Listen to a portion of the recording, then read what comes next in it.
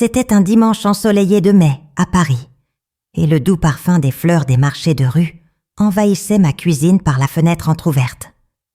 À 58 ans, j'avais appris à apprécier ces moments de tranquillité domestique. Je préparais un coq au vin spécial pour le déjeuner de la fête des mères, attendant avec impatience l'arrivée de Camille, ma fille qui vivait à Lyon et parvenait rarement à nous rendre visite. La table était déjà dressée avec la vaisselle en porcelaine, héritée de ma grand-mère, et l'appartement du 7e arrondissement respirait l'attente. Jacques, mon mari depuis 32 ans, lisait Le Figaro dans son fauteuil en cuir, grommelant occasionnellement sur les nouvelles politiques.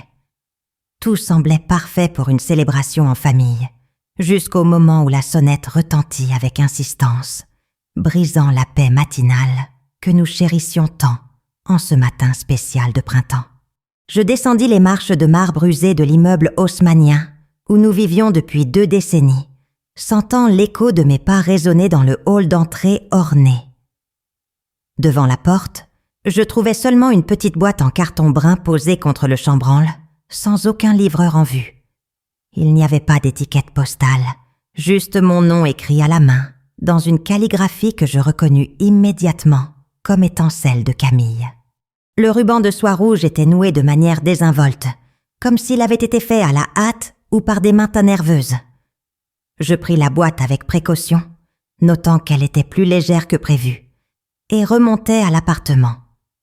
Le couloir sentait le parfum familier de cire d'abeille que notre gardienne utilisait pour polir les rampes. Quand j'ouvris la porte, Jacques m'attendait dans le hall, avec une expression que je n'avais jamais vue sur son visage serein et maîtrisé. Avant que je puisse faire un pas vers le salon, Jacques s'approcha rapidement et me saisit le bras avec une fermeté inhabituelle. « N'ouvre pas, tu ne vois pas ?» cria-t-il, désignant la boîte avec une expression d'alarme qui me laissa complètement déconcertée. Ces mots résonnèrent dans l'appartement silencieux, créant une atmosphère tendue qui contrastait brutalement avec la joie que je ressentais quelques instants auparavant. Le soleil du matin, qui auparavant réchauffait notre maison à travers les grandes fenêtres, semblait maintenant révéler des ombres que je n'avais pas remarquées. Jacques, toujours si calme et rationnel, était clairement perturbé par quelque chose que je ne parvenais pas à comprendre. Sa respiration était accélérée et ses mains tremblaient légèrement, tandis qu'il observait la boîte comme si elle contenait quelque chose de dangereux ou de menaçant pour notre famille. Je posai la boîte sur la table en acajou de la salle à manger, à côté des assiettes en porcelaine que j'avais arrangées avec tant de soin. Le silence entre nous devint presque palpable, interrompu seulement par le tic-tac de la pendule qui avait appartenu aux parents de Jacques. J'essayais de parler d'autres sujets, mais toutes mes paroles semblaient pas vaines face à la tension qui planait dans l'air. Dehors, j'entendais les sons typiques d'un dimanche parisien. Des enfants jouant dans la cour intérieure, le carillon lointain de l'église de Saint-Germain-des-Prés, l'arôme de pain frais de la boulangerie du rez-de-chaussée montant par l'escalier de service. Jacques évitait mon regard, feignant d'être concentré sur le journal, mais je percevais comment ses mains tremblaient en tournant les pages. À chaque minute qui passait, ma curiosité grandissait, ainsi qu'une étrange sensation que quelque chose d'important m'était caché.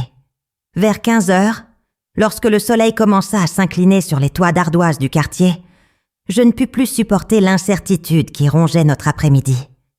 Je confrontais directement Jacques, exigeant une explication pour son comportement étrange. D'une voix hésitante et les yeux évitant les miens, il avoua qu'il craignait que la boîte contienne quelque chose lié à un ancien désaccord familial impliquant Camille. Un conflit d'héritage qu'il croyait résolu des années auparavant. Ces mots me frappèrent comme un coup de poing à l'estomac, car j'avais toujours cru que notre famille avait surmonté ces différends. La pièce, illuminée par la lumière dorée de fin d'après-midi, semblait avoir rétréci autour de nous.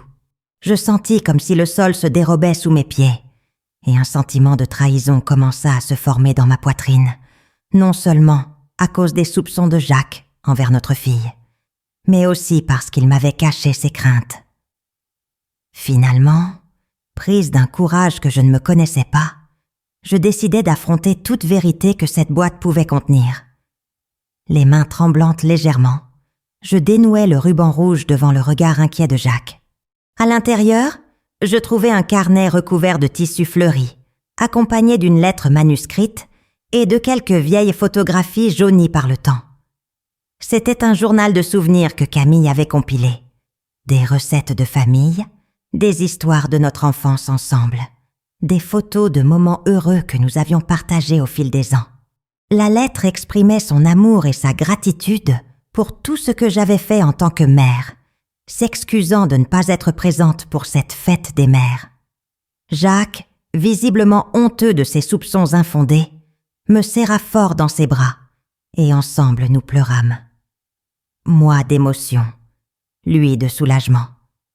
Cette nuit-là, nous préparâmes un dîner tardif avec les recettes du carnet, et ce fut le plus savoureux que nous ayons jamais partagé en nos années de mariage. La semaine suivante, je pouvais encore sentir le goût amer de la méfiance qui avait empoisonné notre fête des mères. Jacques essayait d'agir normalement, préparant le petit déjeuner comme il le faisait toujours. Mais je percevais la culpabilité dans chaque geste prudent, dans chaque regard furtif qu'il me lançait. L'appartement semblait plus petit, comme si les murs s'étaient rapprochés après cette révélation. Le matin, pendant qu'il partait travailler à l'entreprise d'assurance où il était depuis 15 ans, je restais seule avec mes réflexions et le carnet de Camille. Les pages jaunies contenaient non seulement des recettes, mais aussi des lettres qu'elle ne m'avait jamais envoyées, des pensées sur notre relation qui me firent réaliser à quel point je connaissais mal ma propre fille. Le café refroidissait dans ma tasse tandis que je lisais chaque mot, chaque souvenir soigneusement conservé, ressentant un mélange de fierté et de mélancolie en découvrant à quel point elle valorisait notre famille. Je décidai d'appeler Camille ce jeudi pluvieux, alors que les gouttes frappaient avec insistance contre les fenêtres de notre appartement. Sa voix au bout du fil semblait fatiguée, mais s'éclaira lorsque je mentionnai le cadeau. « J'ai passé des mois à rassembler ces souvenirs, maman, » dit-elle, utilisant le mot affectueux que je n'avais pas entendu depuis si longtemps.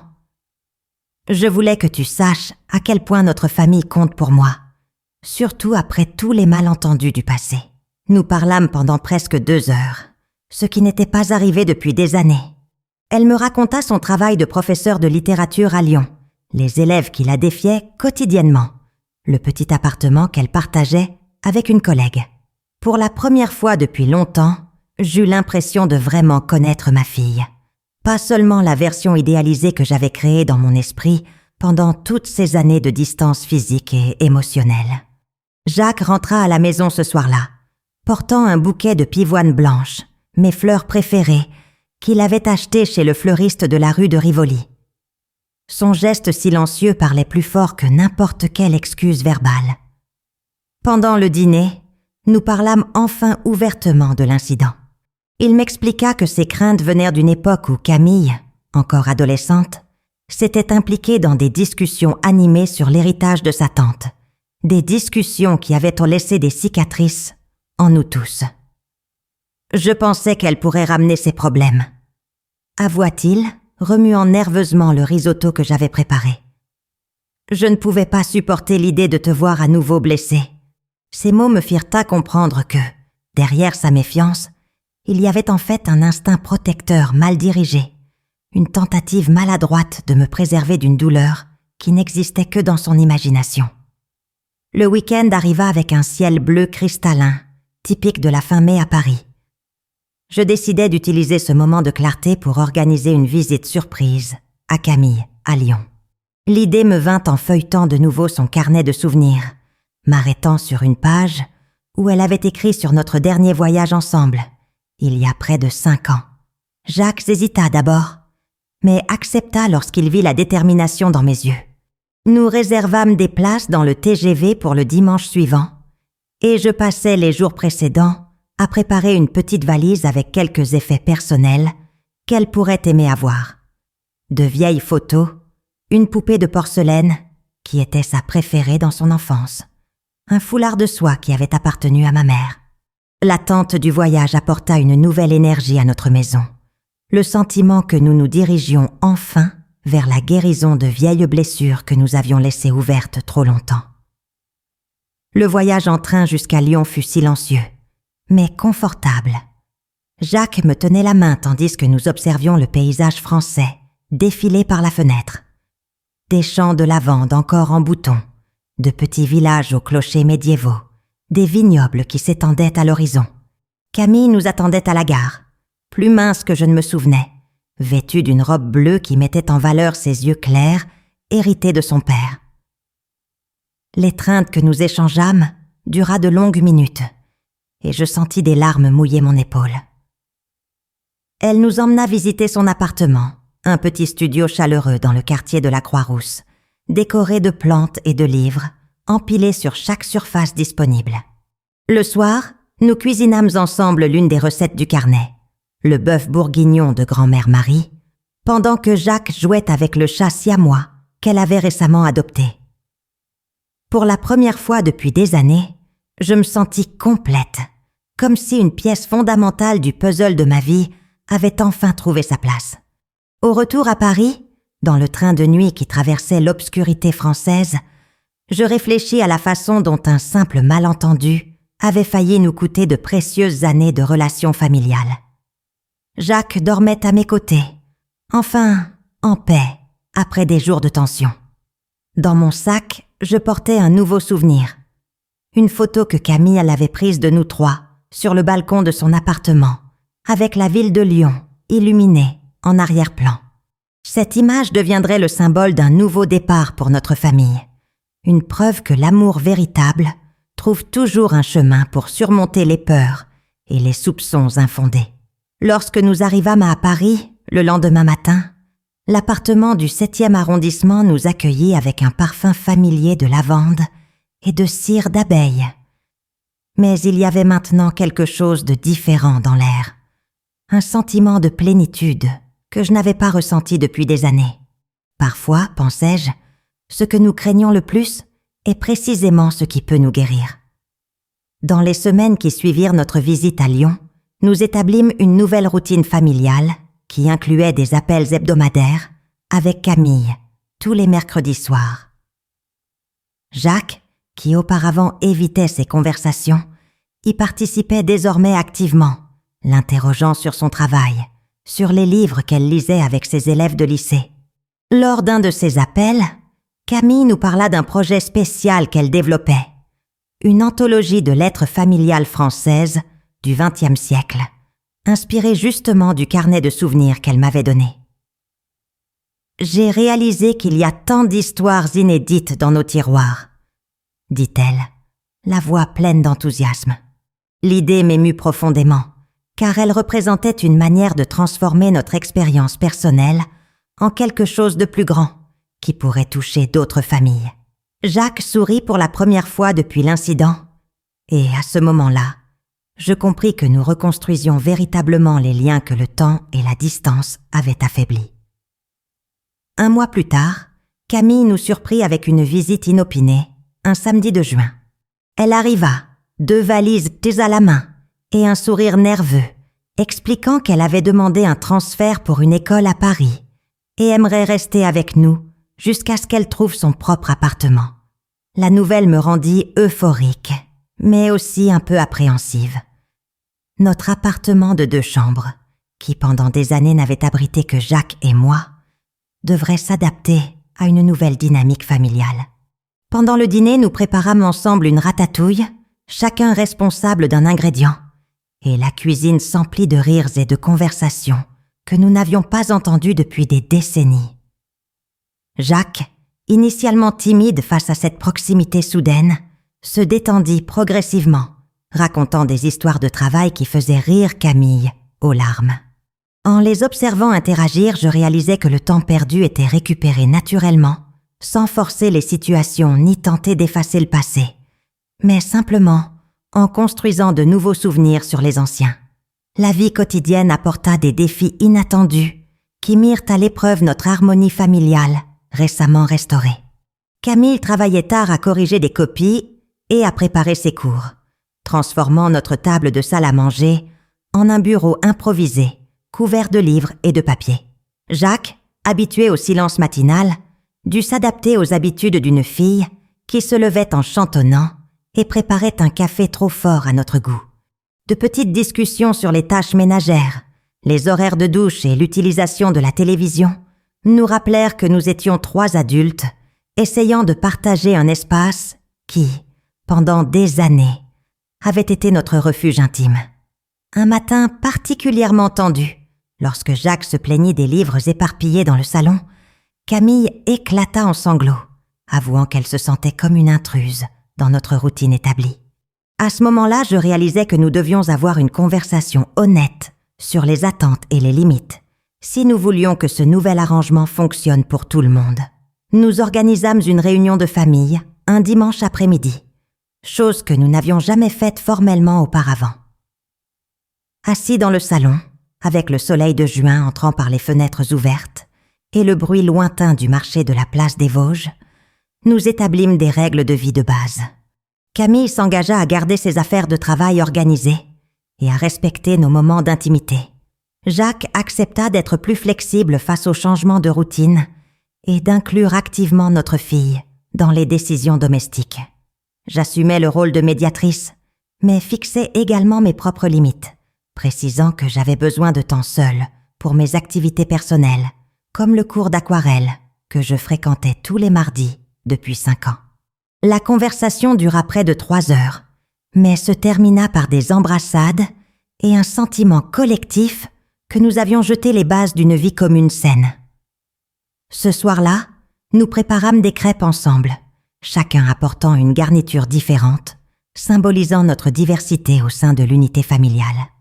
Juillet arriva avec une vague de chaleur inhabituelle pour Paris, et notre petite routine familiale fut à nouveau mise à l'épreuve lorsque Jacques fut diagnostiqué avec une arythmie cardiaque lors d'un bilan de santé de routine. La nouvelle nous prit complètement au dépourvu. Il avait toujours été un homme en bonne santé, marchait régulièrement, ne fumait ni ne buvait excessivement. Pendant les jours précédant les examens plus détaillés, notre maison s'emplit d'une tension silencieuse, différente de celle que nous avions connue avec la mystérieuse boîte. Cette fois, nous affrontions ensemble une menace réelle, et non des fantômes du passé. Camille se révéla une source inattendue de force, organisant les rendez-vous médicaux, faisant des recherches sur la condition de son père, cuisinant des repas bons pour le cœur. L'observer prendre soin de Jacques avec tant de dévouement me fit réaliser à quel point notre fille avait mûri pendant les années de distance, développant une capacité de soin et de responsabilité que je n'avais pas vue quand elle était plus jeune. Les résultats des examens apportèrent de bonnes nouvelles. L'arythmie était traitable avec des médicaments et des changements de mode de vie, sans nécessité de procédures invasives. La consultation avec le cardiologue eut lieu un matin clair d'août et nous sortîmes de l'hôpital Pitié-Salpêtrière avec un sentiment de soulagement collectif qui nous unit encore plus en tant que famille. Sur le chemin du retour, nous nous arrêtâmes dans un café sur l'île Saint-Louis et commandâmes 3 cafés au lait, trinquant discrètement avec les tasses en porcelaine blanche. « Tu sais, » dit Camille, observant les touristes photographiant la cathédrale Notre-Dame au loin. Cette expérience m'a fait réaliser que la famille n'est pas seulement une question de sang ou de tradition. C'est de choisir de rester aux côtés les uns des autres dans les moments difficiles. Jacques lui tint la main, les larmes aux yeux, et je sus que nous avions non seulement survécu à nos peurs et malentendus, mais que nous en étions sortis plus forts et plus unis que je n'aurais jamais cru possible. L'automne arriva à Paris, peignant les arbres des Champs-Élysées de doré et de rouge, et notre dynamique familiale avait trouvé un rythme confortable. Camille trouva finalement un appartement à Montmartre, un charmant studio avec vue sur le Sacré-Cœur, mais dînait toujours avec nous 2 fois par semaine. Jacques, suivant rigoureusement les prescriptions médicales, avait développé une passion inattendue pour la cuisine saine, expérimentant des recettes à base de quinoa et de poissons grillés qui nous avaient d'abord fait grimacer. Un mardi après-midi, alors que je rentrais de mon cours d'aquarelle, je les trouvais tous les 2 dans la cuisine en train de préparer un tagine de légumes, discutant avec animation de littérature française contemporaine. La scène m'emplit d'une joie silencieuse. Voir mon mari et ma fille construire une relation indépendante de ma médiation représentait la guérison définitive des blessures que nous avions portées si longtemps sans nous en rendre compte. En novembre, Camille nous invita à visiter sa nouvelle école dans le 11e arrondissement. C'était un établissement public dans un quartier multiculturel où elle enseignait à des adolescents d'origines diverses, marocains, sénégalais, vietnamiens, tous unis par la langue française qu'elle leur apprenait à aimer à travers la littérature. L'observer en action, expliquant Baudelaire à une classe de 16 ans initialement peu intéressée, fut une révélation. Elle avait hérité de ma patience et de la détermination de Jacques, mais avait développé une manière unique de relier des mondes apparemment éloignés à travers les mots. Pendant la pause, plusieurs élèves vinrent la saluer avec une affection sincère, l'appelant « Madame Camille », avec respect et tendresse. Sur le chemin du retour, Jacques avoua qu'il était fier de sa fille, d'une manière qu'il n'avait jamais ressentie auparavant, comprenant enfin que ses craintes concernant son caractère étaient complètement infondées. Décembre apporta la première neige en 3 ans, recouvrant Paris d'un manteau blanc qui transforma notre ville en un paysage de contes de fées.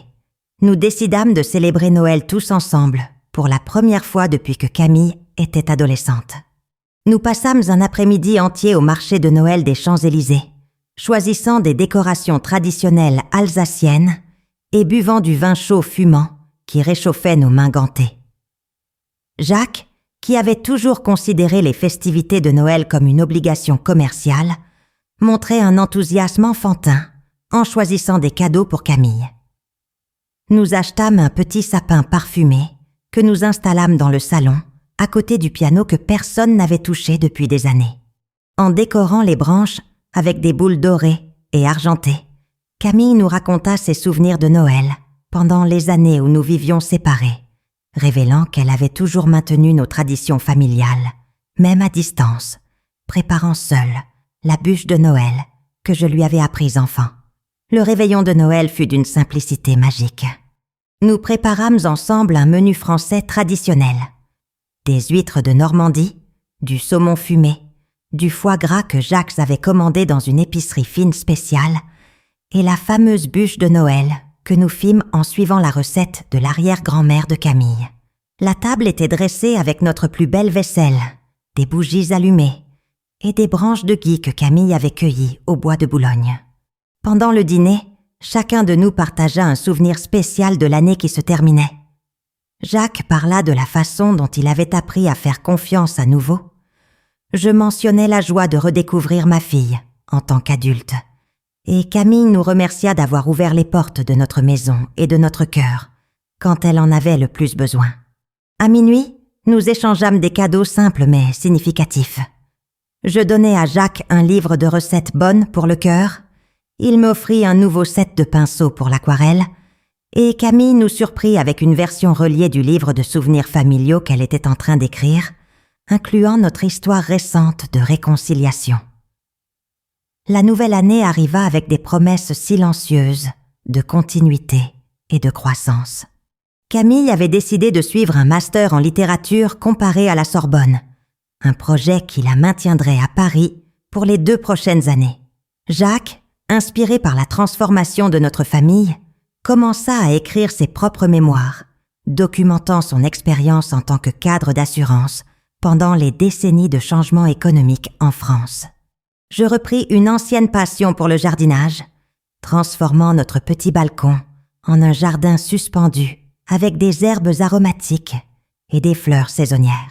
Un matin de janvier, alors que j'arrosais les pots de lavande que nous avions plantés ensemble, je réalisais que notre histoire était devenue exactement ce que Camille cherchait à documenter.